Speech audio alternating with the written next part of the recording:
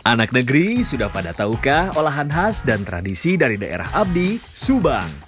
Nah, kalau jalan-jalan ke Subang, jangan lupa cicipin ikan bakar genteng. Rasanya pasti beda dengan ikan bakar lainnya. Kue ustad yang mulai langka masih bisa dijumpai di sini.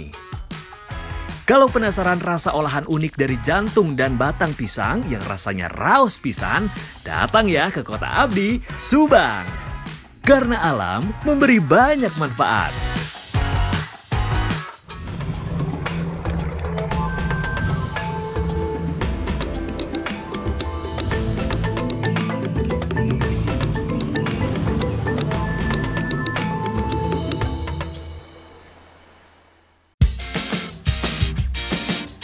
Hari ini Abdi mau panen ikan dan yang pasti membuat olahan khas daerah Subang.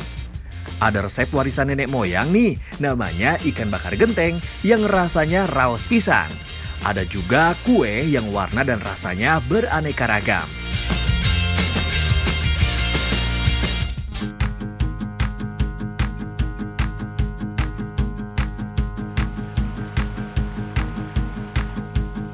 Hiji, dua, tilu. Bersama dengan bapak-bapak di Desa Cibuluh, Kabupaten Subang, Abdi ikut membantu melakukan kegiatan ngabedahkeun, yaitu kegiatan menyortir ikan di kolam air deras.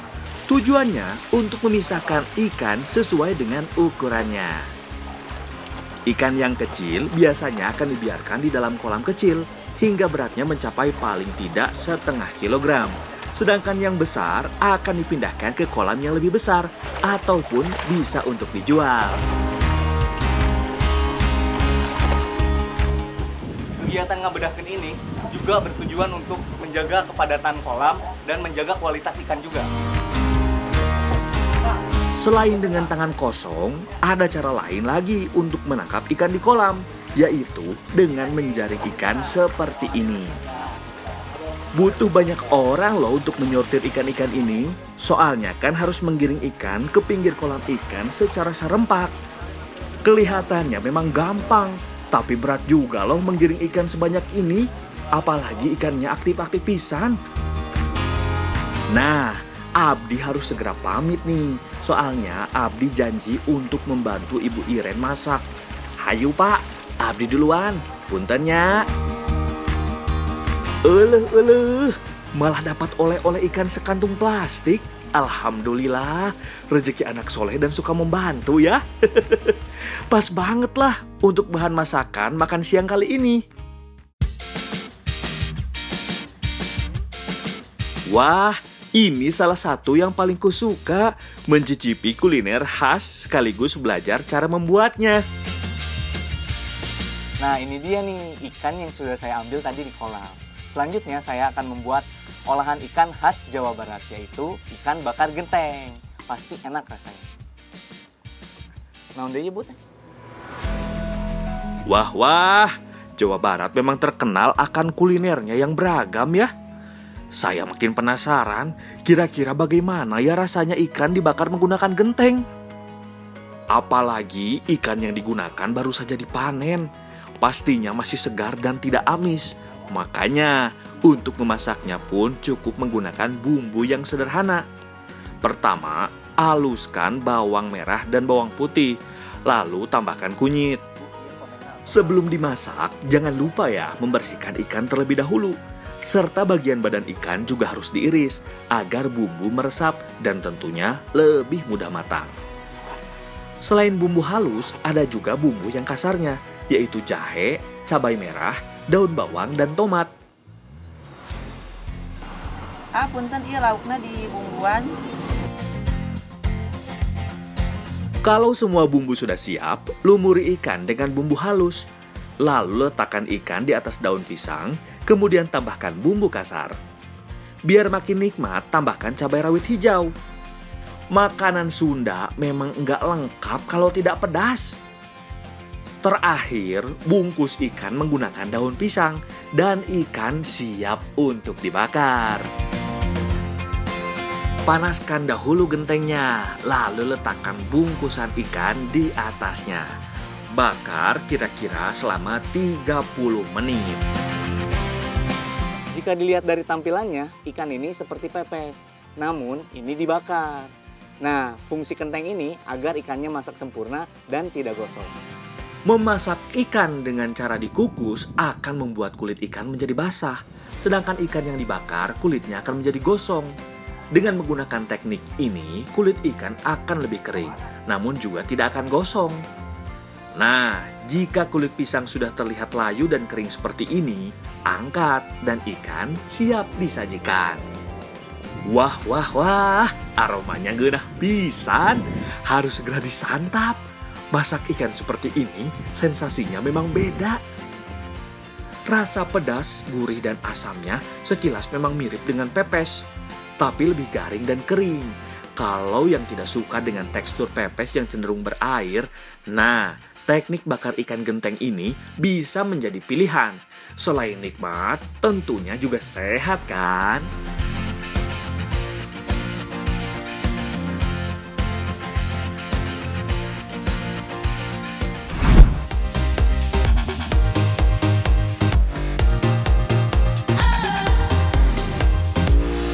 Selain terkenal akan kekayaan alamnya, Subang juga terkenal akan keanekaragaman kulinernya.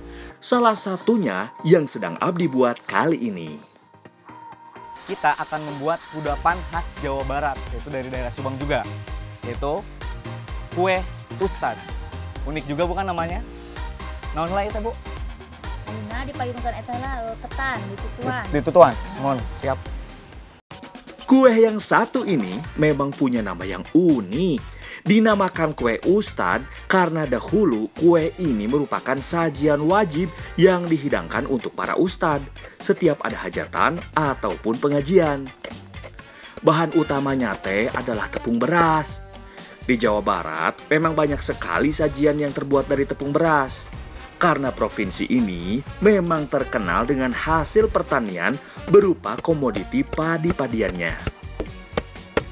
Tugas Abdi kali ini adalah menumbuk beras ketan. Kalau kualitas beras ketannya, jangan ditanya. Betul-betul kualitas nomor hiji, sae pisan. Sementara itu, Bu Ena sedang memarut kelapa dan Teh Neni menyiapkan bahan.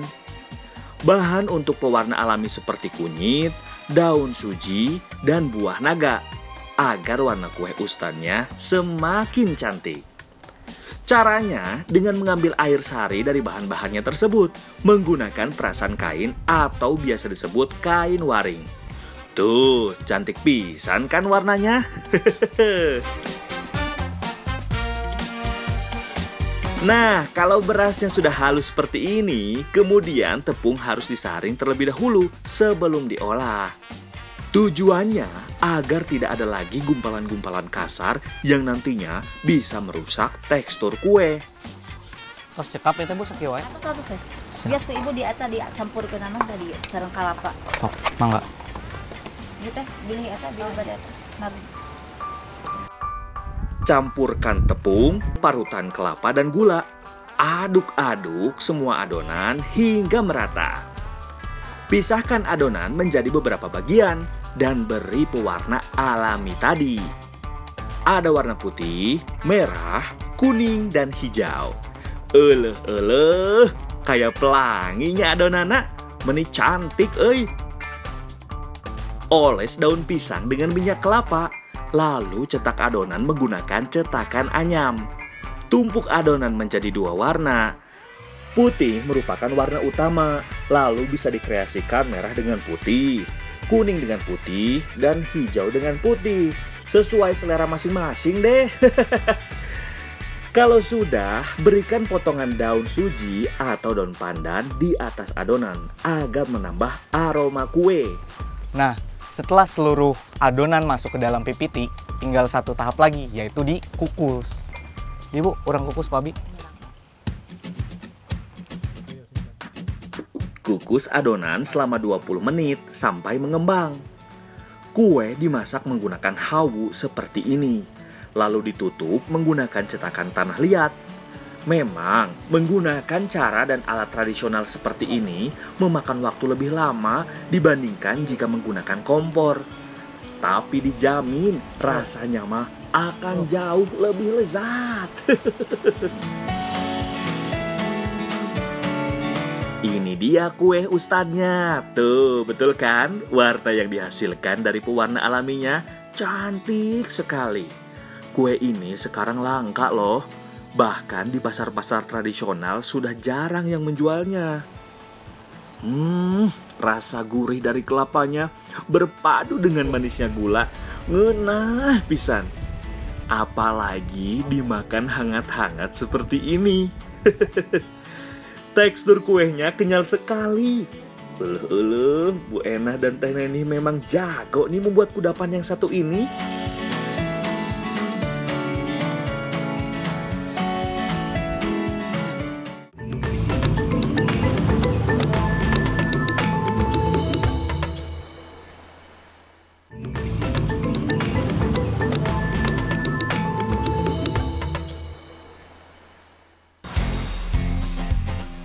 Kalau olahan dari buah pisang sudah biasa ya. Yang ini olahan dari jantung dan batang pisang.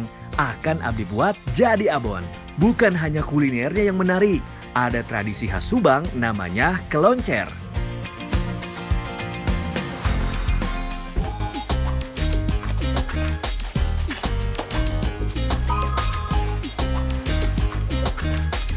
Halo babaturan sadayana. Abdi teh masih di Desa Cibulu, Kabupaten Subang.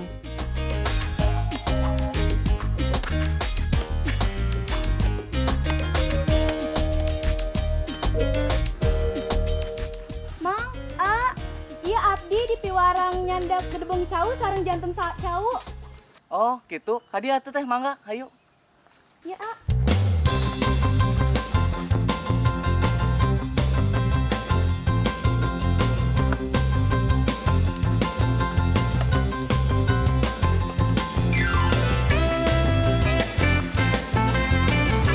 Yang dimaksud gedebong cawu adalah bagian dalam batang pisang.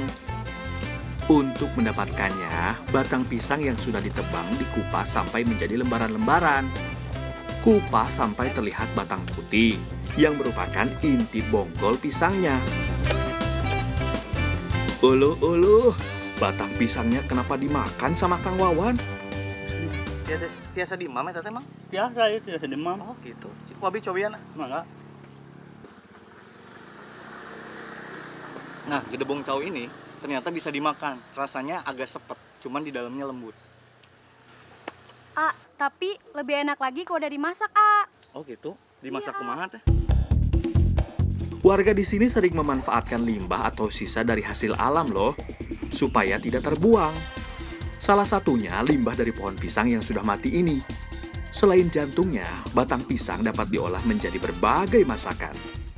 Yang dipakai mah biasanya batang pisang kepok atau pisang batu.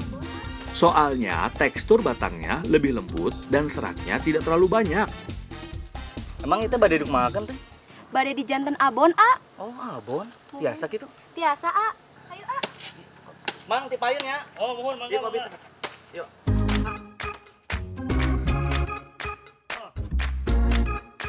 Nah, kali ini Abdi babarengan sareng Teh Safa dan Bu Ade akan mengolah jantung dan gedebong pisang menjadi olahan abon. Kita ngadambal abonnya nganggo tipung teh. Bukan, A. Ini buat bikin serabi. Oh, jadi abonnya dipakai surabi gitu. Iya, A. Surabi itu khas Jawa Barat dan biasanya itu memakai topping oncom atau gula merah. Di sini kita akan memakai topping abon dari jantung pisang dan gedebong pisang. Membuat surabi abon jantung dan gedebong pisang tidak terlalu sulit.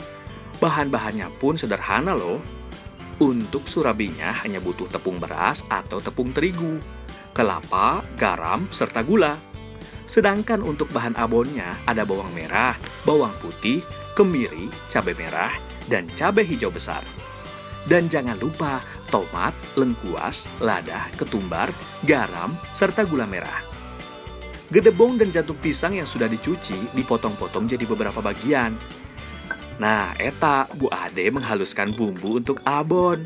Teh Safa menyiapkan adonan surabinya. Nah, kalau sudah selesai dipotong, rebus gedebong dan jantung pisang sampai empuk. Tapi ulah terlalu mateng ya, nanti bisa hancur. Sambil menunggu gedebong matang, Bu Ade menumis bumbu untuk abonnya. Wah, wah, wah, aroma rempahnya menisungit pisan. Bikin perut abdi lapar, euy. Nah, kalau sudah kecoklatan seperti ini, berarti bumbu sudah hampir matang. Kita harus mengecek gedebong dan jantung pisangnya. Karena kalau sudah matang, bumbu harus segera dimasak bersama bahan utamanya. Tah, pas. Jantung dan gedebongnya sudah empuk. Tinggal ditiriskan serta diremas-remas supaya hancur. Habis itu, tuang ke dalam wajan untuk dimasak. Proses mematangkan dan mengeringkan abon ini perlu waktu cukup lama, kira-kira sekitar 1-1,5 jam. Itu juga harus terus diaduk agar tidak gosong. Neng, iya abona tos janten kantun salabina di damel. Tah, akhirnya abon matang juga. Sekarang tinggal kita olah jadi surabi. Panaskan wajan cetakan surabi dari tanah liat. Memakai cetakan tradisional seperti ini akan membuat rasa surabi lebih istimewa. Kalau sudah panas, tuangkan adonan perlahan, lalu diamkan hingga setengah matang. Kalau sudah terlihat gelembung seperti ini, tambahkan abon jantung pisangnya.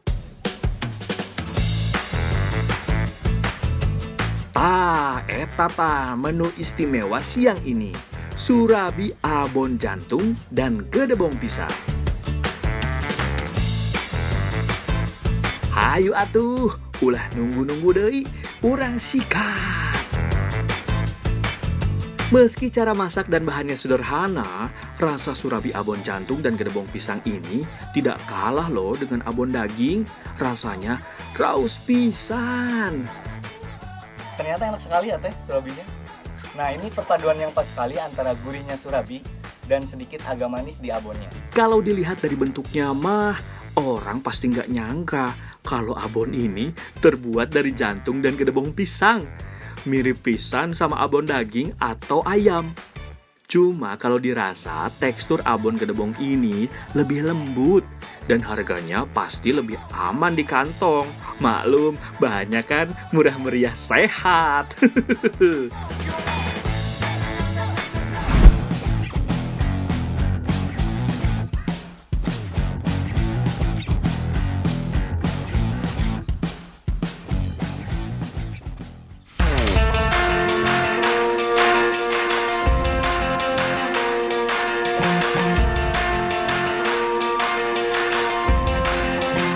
Sedari pagi, warga kampung udah ramai ngumpul.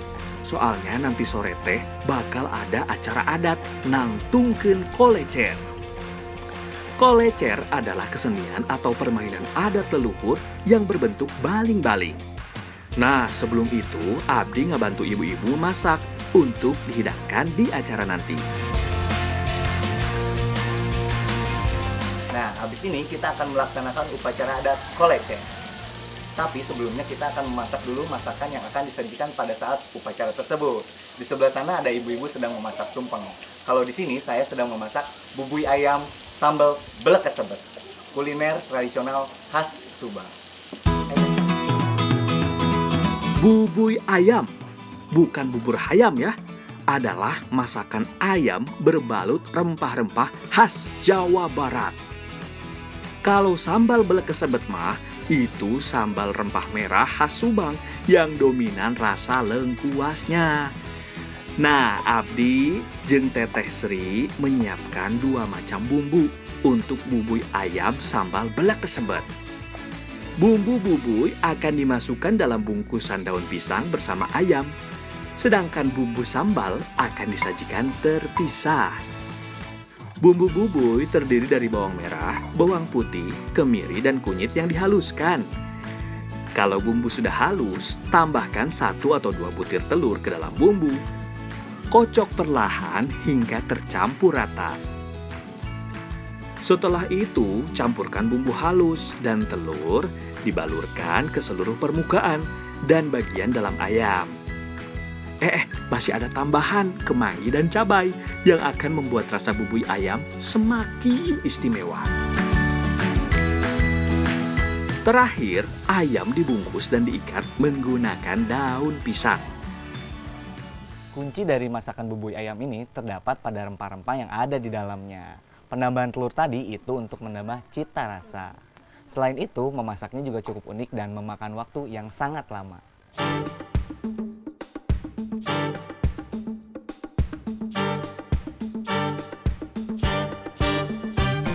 Ini dia rahasia kelezatan bubui ayam. Ayam dipendam dalam bara sekam selama kurang lebih 4-6 jam. Makanya, masaknya harus mulai dari pagi. Jadi bubui ayam sudah matang sebelum acara dimulai. Proses pemasak tradisional akan membuat daging jadi empuk dan matang sempurna.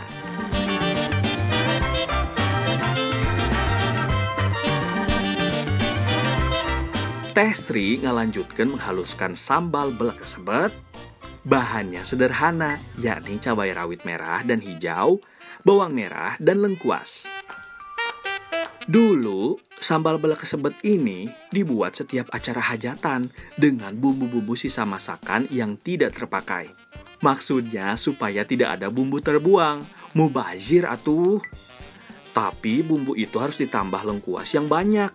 Makanya sekarang sambal ini identik dengan rasa lengkuasnya yang menonjol. Tah, ibu-ibu yang lain sibuk masak tumpeng keur lauk paukna. Tumpeng nasi kuning melambangkan harapan pada Tuhan, supaya hidup selalu sejahtera, berkah, serta rezeki melimpah.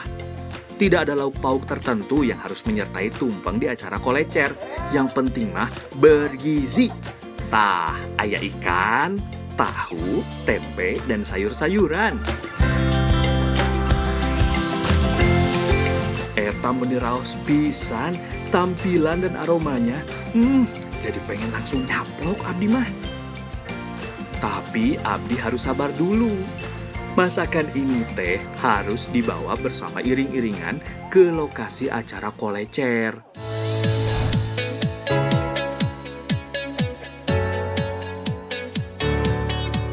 Acara kolecer diawali iring-iringan warga yang membawa hidangan dan peralatan upacara.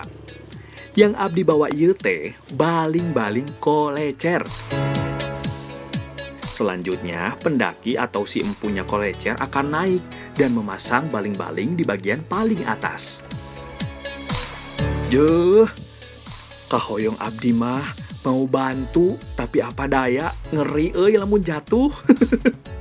Saat-saat ini biasanya paling menegangkan, soalnya tinggi tiang untuk baling-balingnya kan bisa sampai 12 meter. Ini mah harus hati-hati pisannya, kudu dilakukan kudu profesional, ulah sembarangan pokoknya mah. Nah, setelah tadi saya dan ibu-ibu memasak untuk sajian upacara adat, sekarang saya akan melaksanakan upacara adatnya, tapi diawali dengan pemasangan kolecer.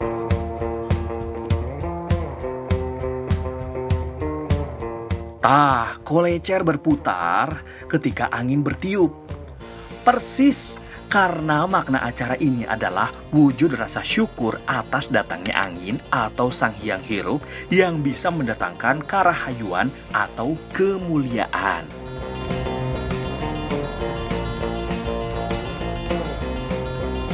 Nah, sekarang mah saat yang abdi tunggu-tunggu sejak tadi, saatnya makan. Oleh, masakan bubui ayam sambal belekesebet dengan tumpeng nasi kuning. Sudah tidak sabar. Aroma kemangi berpadu dengan sedapnya bumbu langsung menggugah selera. Rasa lengkuas dari sambal belekesebet yang pedas dan gurih makin nambah lezat. Dagingnya, meni lembut pisan. Bumbunya teh meresap hingga ke tulang-tulangnya. Belum lagi aroma asap dari abu sekamnya. Jadi makin unik rasanya. Habis masak bareng, lanjut makan bareng-bareng. Wah, mantap euy.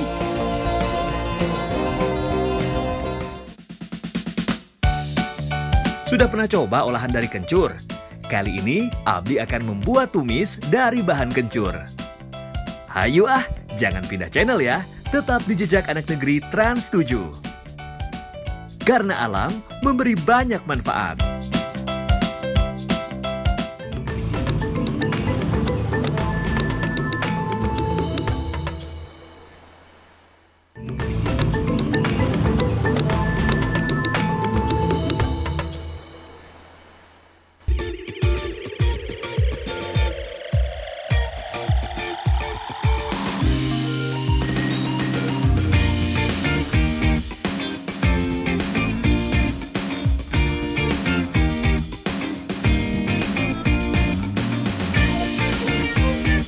Subang memang terkenal dengan hasil perkebunannya, termasuk jenis umbi-umbian seperti kencur ini. Nah, di sini saya sedang panen nih bersama Teh Sri, dan saya akan membuat olahan dari tanaman ini. Ayo Teh, cabut lagi. Bahan masakan Jawa Barat memang banyak menggunakan rimpang yang satu ini. Selain memiliki cita rasa dan aroma yang khas, kencur juga memiliki berbagai macam manfaat, seperti meredakan nyeri dan peradangan, menurunkan tekanan darah, meredakan demam dan kembung, serta menambah nafsu makan. Makanya, anak kecil yang sulit makan seringkali diberikan olahan jamu beras kencur. Oh ya, kencur juga dipercaya dapat berperan sebagai antioksidan yang dapat meningkatkan kekebalan tubuh. Gampang-gampang susah memanen kencur, tinggal mencabut tanamannya saja, tapi harus tahu tanaman kencur yang sudah siap dipanen. Karena kita akan mengolah hampir semua bagian dari kencur, jadi kita akan memilih daun yang kualitasnya bagus. Kalau yang bolong-bolong gini, itu udah dimakan ulat. Bener nggak Teh? Katanya, tanaman ini termasuk jenis yang mudah ditanam. Biasanya, kencur mudah tumbuh di tanah yang gembur, apalagi daerah yang cukup sinar matahari.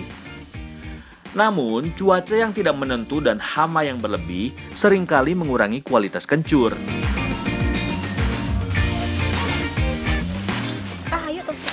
Oh iya, mohon.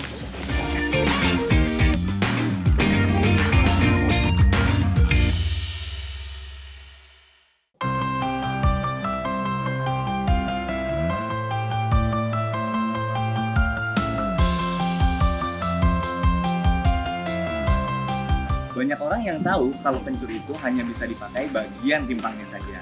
Padahal hampir semua bagian bisa digunakan. Nah, kali ini saya akan membuat tumis boros kencur. Nah, pertama-tama Teh Sri akan menghaluskan bumbu tumisnya dulu. Bahan-bahannya sangat sederhana kok. Cukup haluskan bawang merah, bawang putih, garam, serta cabai rawit merah dan hijau. Kalau aku, kebagian memotong daun dan batang kencurnya dulu. Nah, bagian daun yang digunakan tidak boleh sembarangan.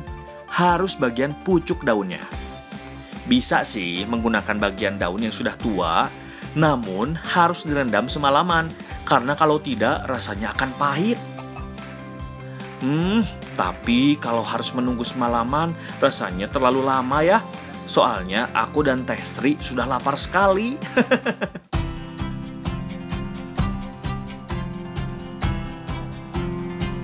Selanjutnya, tumis bumbu halus hingga matang. Lalu masukkan batang dan daun kencur. Oseng hingga setengah matang, kemudian tambahkan ikan teri asin. Kencur itu terkenal sekali dengan aromanya yang sangat kuat. Untuk menyeimbangkan rasa, saya menambahkan ikan teri asin. Terakhir, berikan potongan tomat dan cabai merah. Jangan lupa dicicipi, siapa tahu masih kurang asin.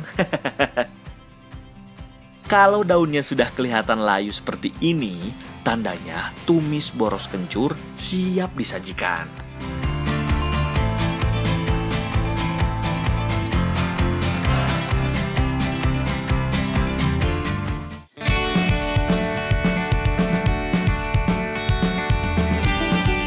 Tumis boros kencur adalah cara warga desa Cibuluh untuk memanfaatkan limbah atau bahan tidak terpakai dari alam. Rasanya pun tidak kalah lezat loh dengan sayuran-sayuran lainnya. Apalagi sensasi pedas gurih dari ikan asin dan cengek atau cabai rawit semakin menambah kenikmatan dan selera makan. Kalau makan enak seperti ini, rasa-rasanya ingin nambah nasi terus. Ini teh ngeunah pisan, euy.